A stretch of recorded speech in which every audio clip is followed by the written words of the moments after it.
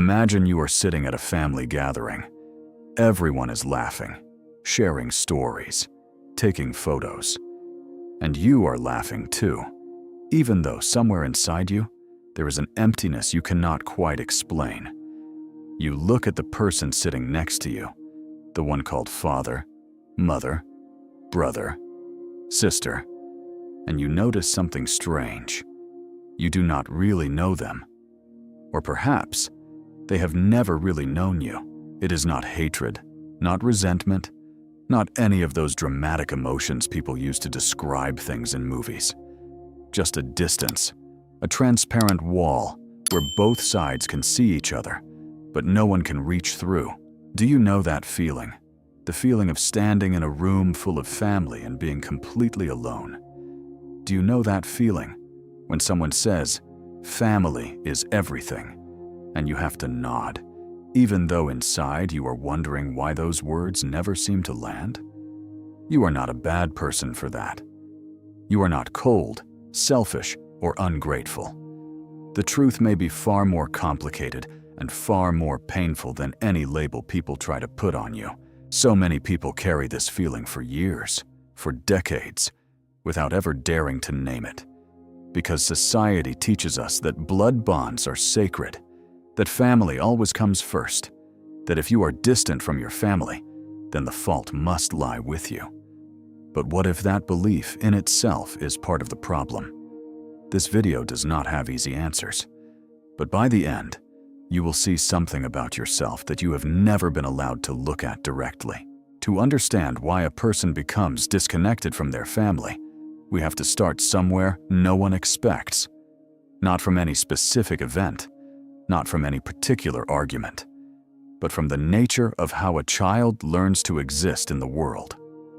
John Bowlby, the British psychologist, spent his entire life studying something that seems obvious on the surface, but carries extraordinary depth. A child does not only need food, clothing, and sleep to survive. A child needs a presence that is safe enough to venture out from and reliable enough to return to when the world becomes too large. He called this the secure base. And that foundation, according to Bowlby, is not something that simply appears.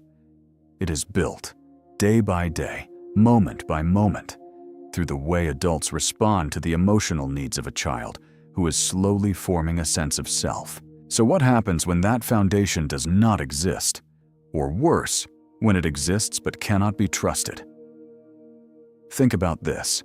A child cannot choose the family they are born into, cannot choose whether their parents have the emotional capacity to understand them, cannot choose whether the love they receive is unconditional or whether it is simply a reward exchanged for good behavior, for silence, for fitting a certain expectation.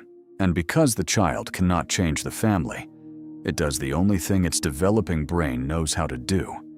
It changes itself. It learns to shrink, learns not to ask for too much, learns to hide the parts of itself that are not welcomed, learns to live in a home where its true emotions are never really allowed to exist. This is not anyone's singular story. Research from universities around the world shows that emotional distance between parents and children does not emerge from one dramatic event, but rather from thousands of small, overlooked moments. The time a parent mocked a child's feelings, the time a parent compared a child to their siblings, the time a parent used love as a tool of control rather than a place of shelter. No one did it on purpose. No one wanted that, but those small moments, accumulating over time, create what psychologists call conditional acceptance. And it leaves wounds deeper than any single word or action ever could. From there, the journey toward disconnection begins, quietly and inevitably. But the real question is not what happened. The real question is, what mechanism inside the human mind causes that disconnection not only to happen, but to become an inseparable part of a person's identity, of the way they see the world, see themselves, and see every relationship in their life going forward. Let us start with what few people are willing to admit. Disconnection from family is rarely a decision. It is almost always an adaptation. When a child's brain recognizes that the emotional environment it is living in is not safe enough to be its true self, it does what every biological system does when it senses danger. It builds walls.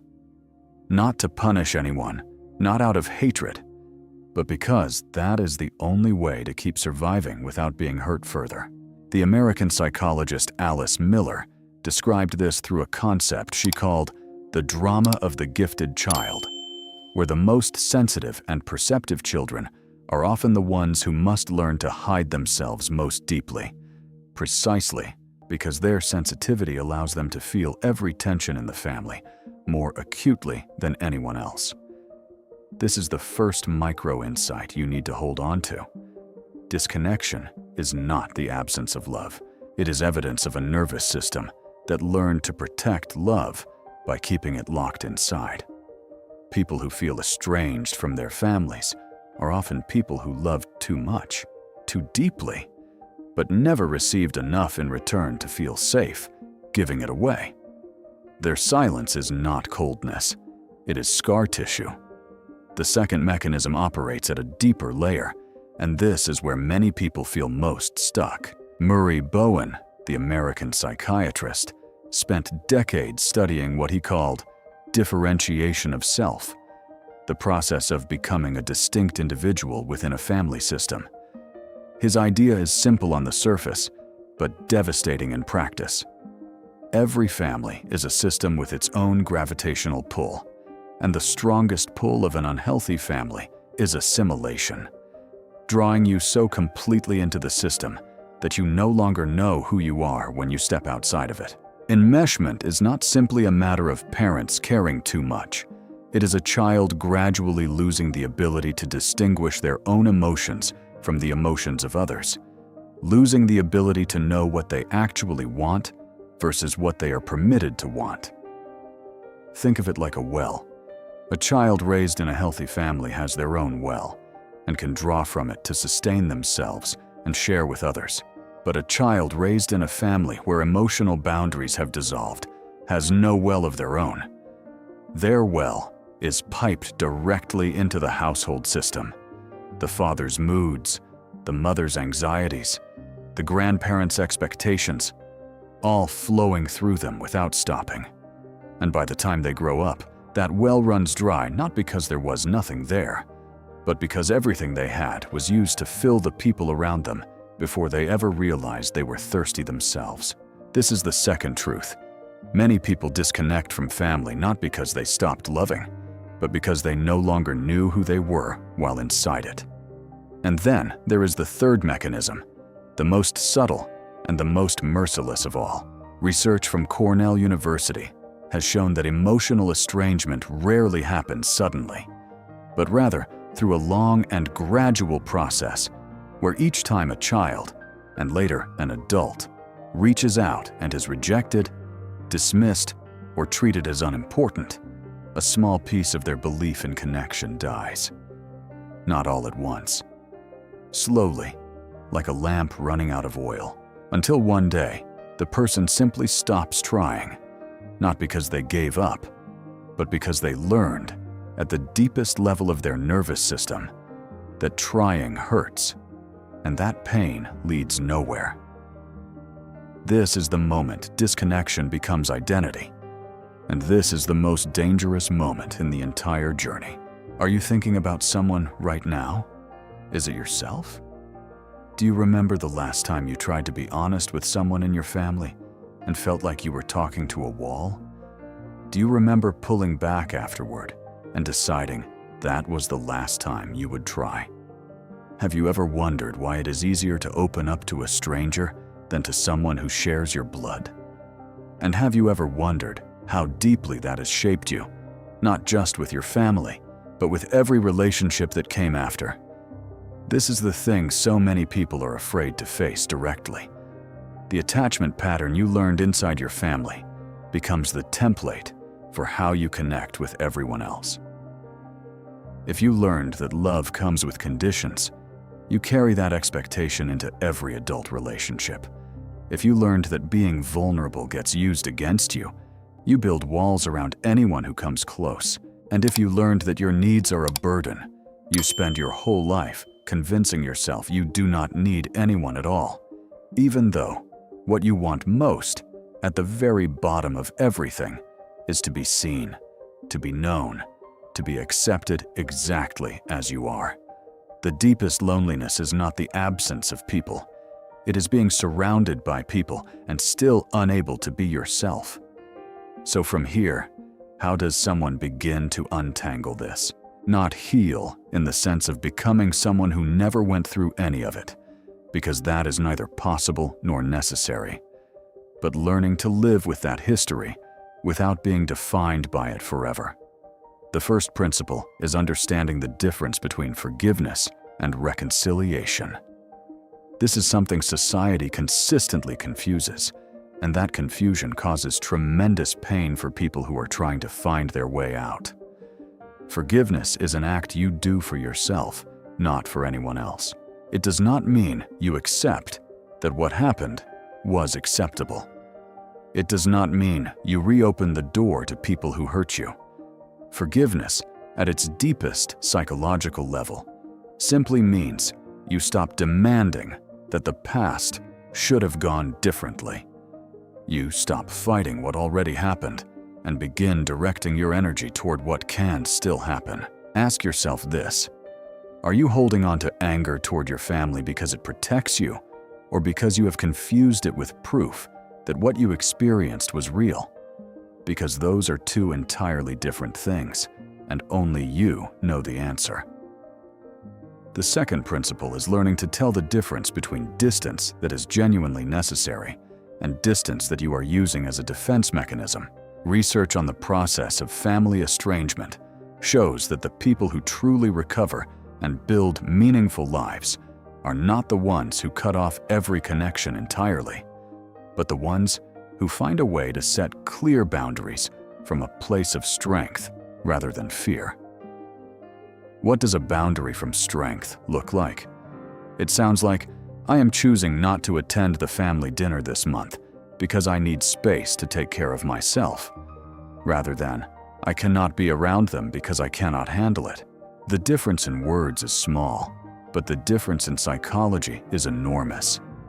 One comes from self-awareness and self-respect. The other comes from an unhealed wound. Ask yourself, are the boundaries I am setting right now here to protect me or to punish them? The third principle, and this is where many people stop because it asks the most courage, is beginning to rebuild the capacity for trust in small increments, not with your family first, but with yourself. When a person grows up in an environment where their emotions are denied or used against them, they often lose the ability to trust their own emotional judgment. They ask themselves, am I being too sensitive? Am I exaggerating? Those questions do not come from self-awareness. They come from years of being taught that what they feel is wrong. Viktor Frankl, who survived the Holocaust and founded logotherapy, wrote that the one thing no one can ever take from a human being is the freedom to choose how to respond to what happens to them. But in order to exercise that freedom, you first have to believe that you have it. Ask yourself today, when was the last time you trusted what you felt without needing someone else to confirm it? The fourth principle, and this is the one almost no one talks about, is allowing yourself to grieve without needing to explain why. There is a very specific kind of pain that people estranged from family often carry. The grief of losing something that never fully existed. Not the grief of losing a parent to death, but the grief of longing for a relationship that, in your imagination, in your hope, could have been everything. Psychologists call this ambiguous loss, a kind of pain that has no funeral, no anniversary, no ritual, and no one around you who understands why you are mourning something that is still alive, still sending you a text on holidays. If you are watching this and feel something tighten in your chest, maybe this is the first time you have allowed yourself to acknowledge that loss. And maybe that is enough for today. If this topic is touching something in you, leave it in the comments. Not because I need the numbers, but because sometimes putting words to what we feel is the very first step toward understanding it. And finally, there is something that everything in this video has been moving toward, a truth you may not want to hear the first time, but if you sit with it long enough, it will change the way you see this entire journey. The paradox is this: people who are disconnected from their families are not people without a family. They are people in the process of building a new definition of belonging. And that definition, painful as it was to arrive at, is often deeper and more honest than anything bloodline alone could ever provide. Because real family, in the sense that Aristotle once pointed toward when he spoke of philia, love grounded in virtue and genuine recognition of one another, was never just a biological accident.